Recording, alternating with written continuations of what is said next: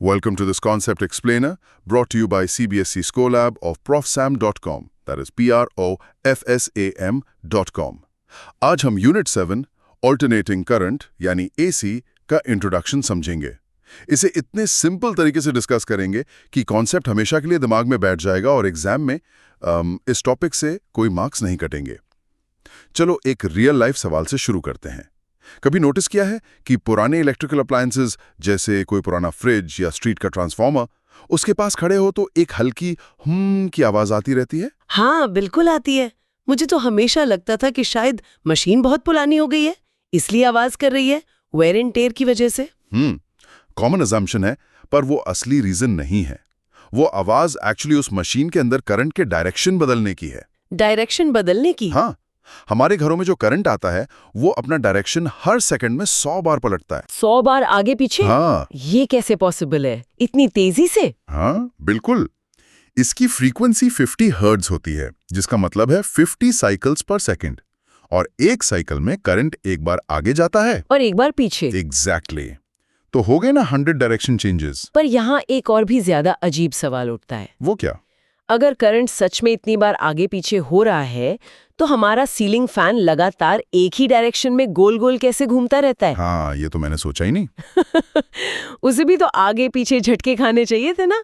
इसका जवाब ही alternating current के कॉन्सेप्ट में छुपा है। इस पजल को सॉल्व करने के लिए सबसे पहले एसी का कोर आइडिया समझना होगा। ऑल्टरनेटिंग करंट का मतलब ये बिल्कुल नहीं है कि इलेक्ट्रॉन्स एक पॉइंट ए से चलकर दूसरे पॉइंट बी तक सफर करते हैं। तो फिर इसका क्या मतलब है? करंट तो फ्लो ऑफ इलेक्ट्रॉन्स ही होता है ना? बिल्कुल सही। पर एसी के केस में इलेक्ट्रॉन्स अपनी ही जगह पर आगे पीछे ऑसिलेट करते हैं, जैसे कोई पेंडुलम। ऑसिलेट करते हैं? हाँ, सफर इलेक्ट्रॉन्स नहीं बल्कि एनर्जी करती है। एनर्जी आगे बढ़ती है, इलेक्ट्रॉन्स अपनी मीन पोजीशन पर वाइब्रेट करते रहते हैं। अच्छा, तो इलेक्ट्रॉन्स अपनी जगह से ज्यादा हिलते नहीं, बस अपनी जगह पर डांस करते और एनर्जी को आगे धक्का दे देते हैं। बिल्कुल सही, एग्जैक्टली यही होता है। इसे एक पानी के पाइप की एनालॉजी से समझो। मान लो तुम्हारे पास एक लंबा पाइप है जो पानी से भरा हुआ है। ओके। अगर हम डीसी करंट की बात करें तो ऐसा है जैसे पाइप के एक एंड से पानी डाला और वो बहता हुआ दूसरे एंड से निकल गया, एक सीधा फ्लो। ठीक है, ये समझ आ गया, सिंपल। पर एसी करंट वो ऐसा है जैसे हमने पाइप के एक एंड पर एक पिस्टन लगा दिया हो और उसे आगे पीछे मूव कर रहे हैं। आगे पीछे? हाँ, इससे क्या होगा? पानी पाइप में आगे पीछे स्लॉश करेगा, वेव्स बनेंगी। पानी का कोई भी एक मॉलिक्यूल पाइप में आगे सफर नहीं करेगा, वो बस अपनी जगह पर ऑसिलेट करेगा। करेक्ट, बस अपनी जगह पर आगे पीछे ऑसिलेट करेगा। लेकिन जो एनर्जी है वो वेव के फॉर्म में पाइप के दूसरे एंड तक जरूर पहुंच जाएगी। वाओ, ये तो बहुत अच्छी एनालॉजी है। पर फिर से वही सवाल, हम इतना कॉम्प्लिकेटेड आगे पीछे वाला करंट यूज ही क्यों करते हैं? सीधा साधा डीसी करंट आसान नहीं था? बहुत अच्छा और जरूरी सवाल है। इसका एक ही हीरो है, ट्रांसफार्मर। ट्रांसफार्मर? हाँ, देखो, एसी वोल्टेज को हम ट्रांसफार्मर्स की मदद से बहुत आसानी से बढ़ा या घटा सकते हैं, जिसे स्टेप अप या स्टेप डाउन करना कहते हैं। डीसी के साथ ये इतनी आसानी से नहीं होता। ठीक है, पर वोल्टेज बढ़ाने घटाने से क्या फायदा? सोचो, पावर स्टेशन में इलेक्ट्रिसिटी बनती है और उससे हमारे घरों तक आना है, जो काफी दूर हो सकते हैं। हाँ, सैकड़ों किलोमीटर दूर। इतने लंबे वायर्स में बहुत सारी एनर्जी हीट के फॉर्म में वेस्ट हो जाती है। हीट लॉस का फॉर्मूला होता है I²R, मतलब जितना ज्यादा करंट होगा उसके स्क्वायर के प्रोपोर्शन में हीट लॉस होगा। ओह, एग्जैक्टली। इसलिए हम करंट को कम करना चाहते हैं और पावर का फॉर्मूला है P = VI। राइट। तो अगर हमें सेम पावर भेजनी है और हम वोल्टेज V को बहुत ज्यादा बढ़ा दें तो करंट I अपने आप बहुत कम हो जाएगा। अच्छा, ऐसे काम करता है। हाँ, इसलिए पावर स्टेशन से निकलते ही हम ट्रांसफार्मर से वोल्टेज को लाखों वोल्ट्स तक स्टेप अप कर देते हैं। करंट कम हो जाता है, I²R हीट लॉस नेग्लिजिबल हो जाता है। और फिर घर के पास? फिर जब इलेक्ट्रिसिटी हमारे घर के पास पहुंचती है तो एक और ट्रांसफार्मर से उसे वापस 220 वोल्ट्स जैसे सेफ लेवल पर स्टेप डाउन कर देते हैं। एसी की वजह से ही ये पॉसिबल है। समझ गई। तो एसी लॉन्ग डिस्टेंस ट्रांसमिशन के लिए सुपर एफिशिएंट है। बिल्कुल। अब दिमाग में एक मेंटल इमेज बनाओ, एक स्मूथ साइन वेव जो ऊपर जाती है फिर नीचे आती है टाइम के साथ।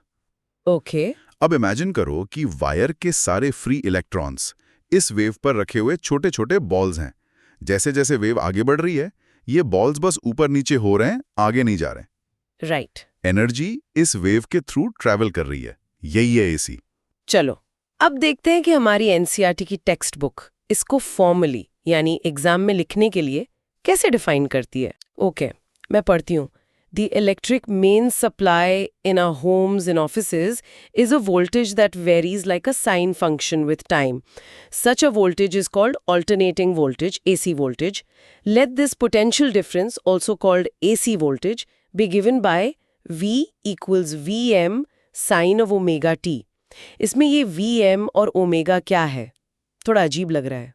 घबराने की बात नहीं है, इसको स्टेप बाय स्टेप तोड़ते हैं, बहुत सिंपल है। स्टेप 1, याद करो डीसी करंट में वोल्टेज कांस्टेंट रहता है। अगर 12 वोल्ट की बैटरी है तो वो हमेशा 12 वोल्ट ही देगी। हाँ, एक स्ट्रेट लाइन ग्राफ बनता है। बिल्कुल। स्टेप 2, पर एसी में जैसा डेफिनेशन ने कहा, वोल्टेज एक साइन वेव की तरह टाइम के साथ बदलता है और उस बदलाव का मैथमेटिकल फॉर्मूला है V of t equals Vm sin of omega t। ठीक है। स्टेप 3, यहां Vm, M फॉर मैक्सिमम, है पीक वोल्टेज, यानी उस साइन वेव की मैक्सिमम वैल्यू। अच्छा, तो Vm वेव की हाइट है। सही समझे, बिल्कुल। और स्टेप 4, ये जो ओमेगा है इसे कहते हैं एंगुलर फ्रीक्वेंसी। सिंपल भाषा में ये बताता है कि ऑसिलेशन कितनी तेजी से हो रहा है। ठीक है। इसका रिलेशन हमारी नॉर्मल फ्रीक्वेंसी f से है। Omega equals 2 pi f। India में f की वैल्यू 50 हर्ट्ज है, जिसका मतलब 1 सेकेंड में 50 साइकिल्स पूरे होते हैं। Hope everything is clear so far. This concept explainer is from profsam.com, that is profsam.com. अब आते हैं एक और बहुत इंपॉर्टेंट टर्म पर, RMS वैल्यू। RMS? हाँ, अक्सर हम कहते हैं ना कि घर में 220 वोल्ट की सप्लाई आती है।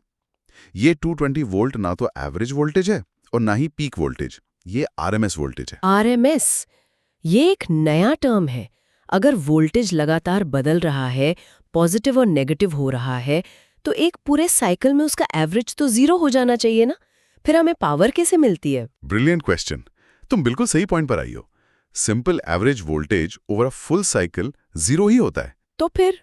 लेकिन पावर 0 नहीं होती, क्योंकि पावर I²R या V²R के प्रोपोर्शनल होती है। वोल्टेज या करंट का स्क्वायर हो रहा है। ओहो, और स्क्वायर करने पर नेगेटिव वैल्यू भी पॉजिटिव हो जाती है। एग्जैक्टली। इसीलिए पावर हमेशा पॉजिटिव रहती है और हमें मिलती है। तो एसी का असर या उसका हीटिंग इफेक्ट मेजर करने के लिए हम एक इफेक्टिव वैल्यू निकालते हैं, जिसे RMS कहते हैं। हाँ, जिसे कहते हैं RMS या root mean square value. Simple शब्दों में 220V AC उतनी ही हीट प्रोड्यूस करेगी जितनी 220V DC करती। तो इस RMS वैल्यू का पीक वोल्टेज Vm से क्या रिलेशन है?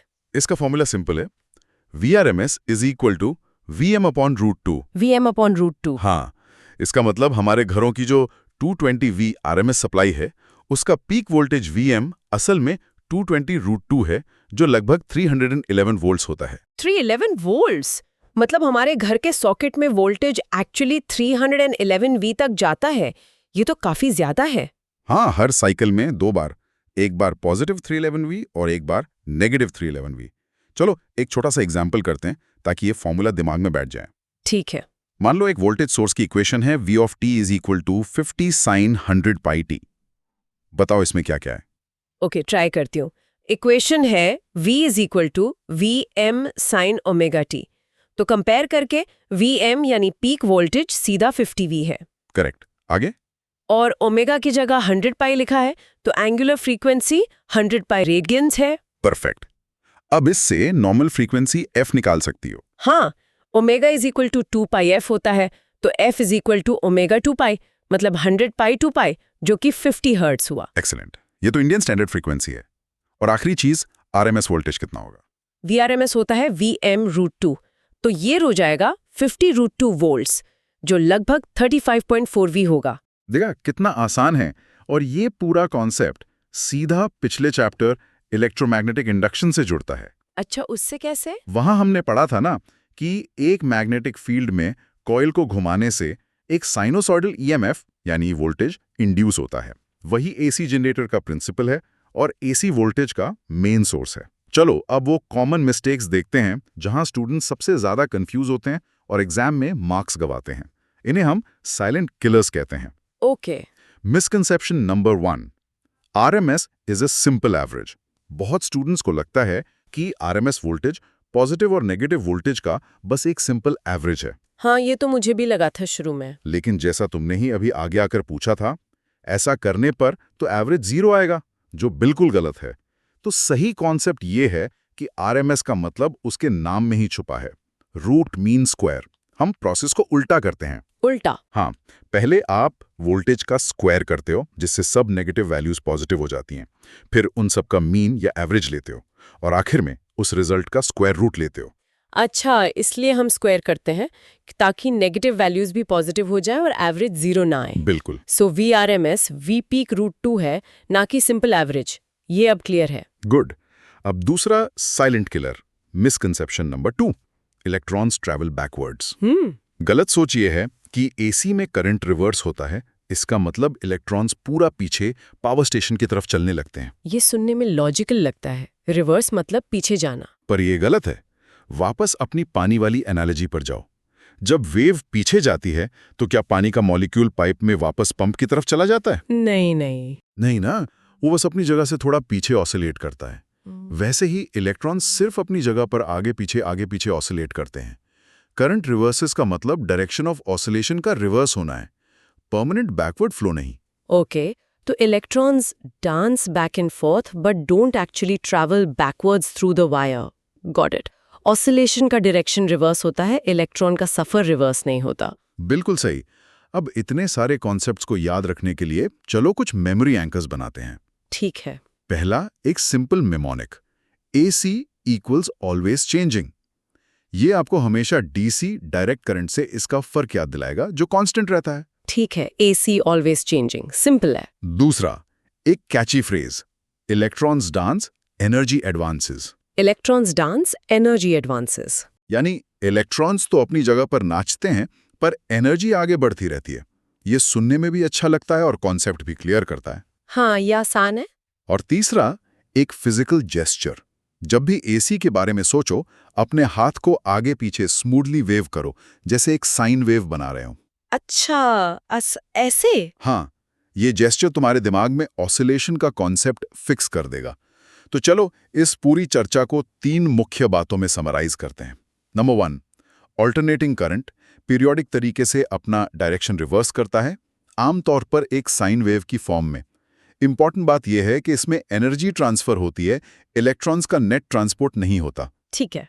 नंबर 2, AC को DC के ऊपर इसलिए प्रेफर किया जाता है क्योंकि ट्रांसफॉर्मर्स का इस्तेमाल करके इसका वोल्टेज आसानी से स्टेप अप या स्टेप डाउन किया जा सकता है।